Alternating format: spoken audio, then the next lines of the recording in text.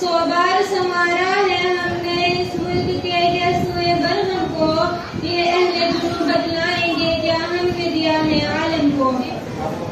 जब वक्त पड़ा था गुलशन पर हमने ही लहू का दान दिया, जब वक्त पड़ा था गुलशन पर हमने ही लहू का दान दिया, मेरे ही लहू की छींटों से होली भी मनाई लोगों ने। अज़ीज़ान मुल्क व मिल्लत, आज यौम आज़ादी के पुरमसरत और दिलनवाज़ दिन पर इससे बेहतर और क्या होगा कि तहरीक आज़ादी में मुसलमानों के किरदार पर बात की जाए, इसलिए कि ये वही दिन है जब गुलामी की जिल्लत से हिंदुस्तान को निजात मिली थी। ये वही दिन है जब सदियों की तारीखी खत्म हुई थी और आज़ादी का सूरज चमका था।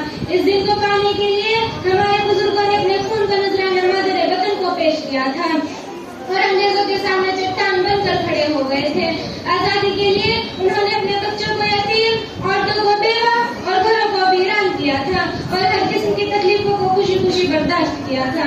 अजीजों, हिंदुस्तान में अंग्रेज साजिद बनकर आए थे मगर इस मुल्क के आका और मालिक बन गए और हमारे वतन पर गद्दारी से कब्जा कर लिया। तो 1757 ईस्वी में नवाब सिराजुद्दौला ने उनके बंगाल में जबरदस्त मुकाबला किया और शहीद हो गए, इसलिए कि उनके वजीर ने गद्दारी की थी। फिर 1799 ईस्वी में टीपू सुल्तान ने उनसे हर बार मुकाबला किया, हर जगह हराया मगर गद्दारी का शिकार हुए और शहीद हो गए। फिर सैयद अहमद शहीद ने अपने मुजाहिदीन के साथ मिलकर मुकाबला किया मगर वो भी 1731 में शहीद वाला कोटे बन गए। फिर 1857 ईस्वी में हुज्जतुल इस्लाम मौलाना मोहम्मद कासिम नौनतवी, मौलाना रशीद अहमद गंगोही और हाजी इमदादुल्लाह मुजाहिद मक्की और हाफिज दामन जैसे काबिल मिल्लत ने शामली के मैदान में अंग्रेजों से मुकाबला किया मगर ये इनकलाब भी नाकाम हो गया और अंग्रेज पूरे मुल्क पर काबिज हो गए। फिर 1866 ईस्वी में दारुल उलूम देवबंद का क़याम हुआ ताकि मुजाहिदीन इस्लाम तैयार हो और देश को आजाद कराए, फुक़हा और मुहद्दिसीन तैयार हो।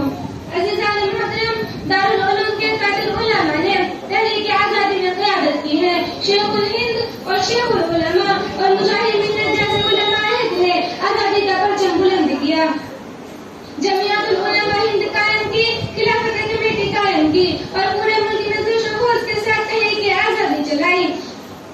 इनकी कुर्बानी सबसे ज्यादा थी मगर आज़ादी के बाद इन पर सबसे ज्यादा जुल्म किया जा रहा है, मुसलमानों को बदनाम किया जा रहा है, इनको गद्दार कहा जा रहा है और हुकूमत की कुर्सी पर वो लोग बैठे हैं जो आज़ादी की तारीख जानते ही नहीं। बदकिस्मती से तक़सीम हिंद के बाद आज तक इक़्तिदार की कुर्सी पर वो लोग बैठे हैं जो आपस में नफरत की सियासत करते हैं, लेकिन हमें हर हाल में सिर्फ मोहब्बत का पैगाम देना है और हिंदुस्तान को दोबारा तक़सीम होने से बचाना है।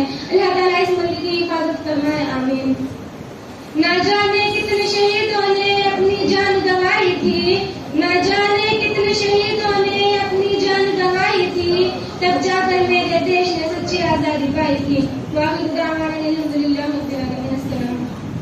माशाअल्लाह माशाअल्लाह, बहुत खूब। अल्लाह ताला तमाम बच्चों को दीन और दुनिया दोनों जगह कामयाबी नसीब फरमाए। अब इसके बाद हमारे तमाम मेहमानों के हरदिल अज़ीज़ मुफ़क्किर मिल्लत हज़रत मौलाना मुफ्ती मोहम्मद सलीम साहब दामदिल्लुकुमुल आली माशाअल्लाह तशरीफ़ फरमा है।